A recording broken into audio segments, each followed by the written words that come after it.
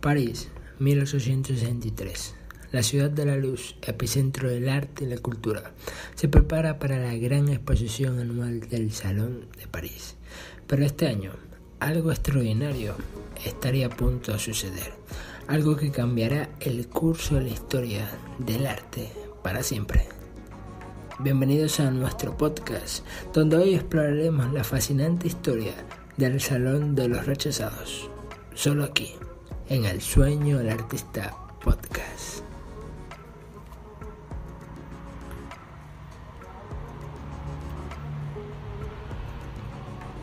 El Salón de París, controlado por la conservadora Academia de Bellas Artes de ese entonces, dictaba los cánones estéticos de la época.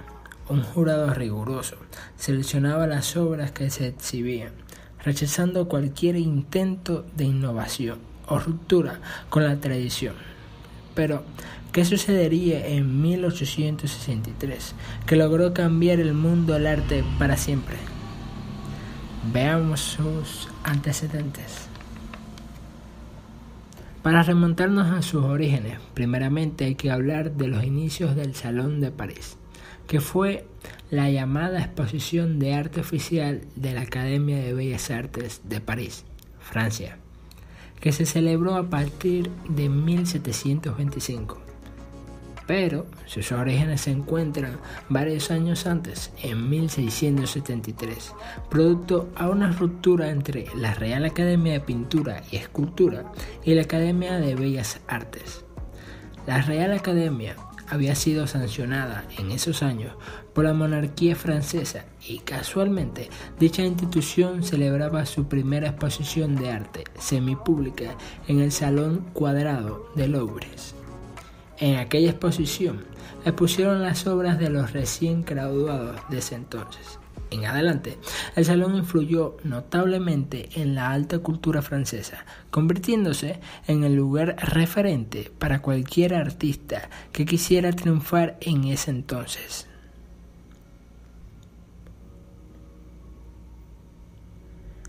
Ya para 1737, las exposiciones se hicieron públicas y se comienza a celebrar primero anualmente y luego cada 2 años en los años impares. Con el tiempo se introduce un jurado que era integrado por artistas de prestigio. En los años que le siguieron, a partir de 1748, el salón expuso pintura desde el suelo hasta el techo y sobre cualquier espacio libre posible. Con la llegada de la Revolución Francesa, abren las puertas el talento extranjero, extendiéndose la idea de salón público con un jurado que además sería patrocinado por el gobierno de la pintura y la escultura. A partir de 1848 se acrecienta el número de obras rechazadas. Para el siguiente año se introducen medallas. Los jurados, cada vez más conservadores y academicistas, no se mostraban muy receptivos a las pinturas impresionistas. Las obras eran normalmente rechazadas o si las aceptaban, las situaban en lugares desfavorables. Pero la gota que derramó el vaso sería el rechazo de un número bastante alto e inusual de obras para ese año. Como resultado, hubo una serie de protestas por parte del público y artistas. Por aquel entonces, el actual emperador de los franceses, Luis Napoleón Bonaparte, mejor conocido como Napoleón III, en un acto de reivindicación de estos salones y para demostrar el carácter democrático de los mismos, crea lo que pasaría a la historia como el Salón de los Rechazados, inaugurado el 17 de mayo del propio año, marcando el nacimiento de las primeras vanguardias.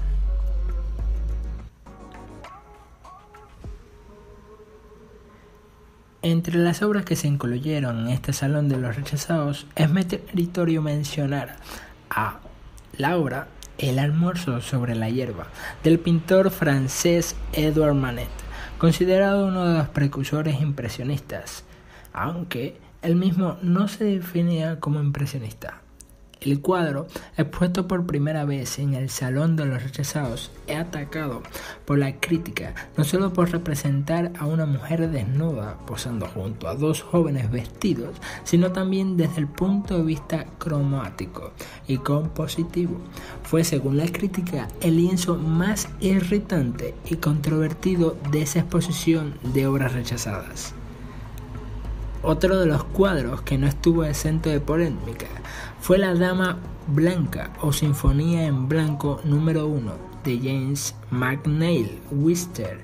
En dicha obra aparece una mujer a cuerpo completo, sujetando un lirio en la mano. Se encuentra de pie encima de una piel de lobo.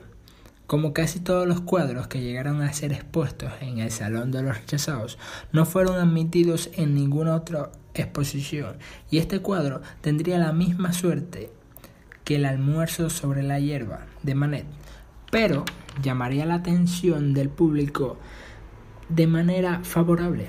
Sería la crítica más favorable, mostrando una clara influencia de la Hermandad Prerrafaelita, que fue una asociación de poetas, pintores y críticos ingleses fundada en 1848. En este salón de rechazados también expusieron artistas como Gustave Courbet, quien fue uno de los fundadores del realismo. Es importante decir que el realismo es un término que se utiliza para denominar ciertos movimientos que se contraponen al romanticismo en la literatura y en la pintura. En el caso que nos ocupa, pintura, este estilo pictórico comienza a mediados del siglo XIX, con su principal exponente que lo acuña casualmente y de manera provocativa en el Salón de los Rechazados. Allí expuso su obra El taller del pintor, considerada el manifiesto del estilo que provocaría la reacción normal que se debería de esperar por lo novedoso en el arte.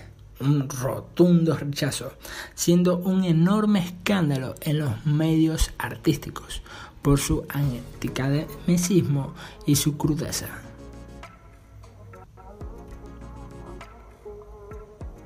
Pero el señor Courbet no sería el único en estar junto a otros reconocidos artistas que en aquel entonces no fueron tan reconocidos, sino todo lo contrario. Otro de los rechazados en exponer sería Paul Cézanne, quien pasaría a la historia del arte como padre de la pintura moderna. Es acuñado con el término de pintor postimpresionista, que es aplicado a los estilos pictóricos de finales del siglo XIX, principios del siglo XX, posteriores al impresionismo. Para que se tenga una idea de cuáles son algunas de las obras que se consideran postimpresionistas, si pongo como ejemplo la reconocida obra La noche estrellada de Vincent Van Gogh, de seguro usted, quien nos escucha, la podrá haber divisado fácilmente en su mente. Otro ejemplo válido sería Los jugadores de cartas de 1890 de Paul Cézanne.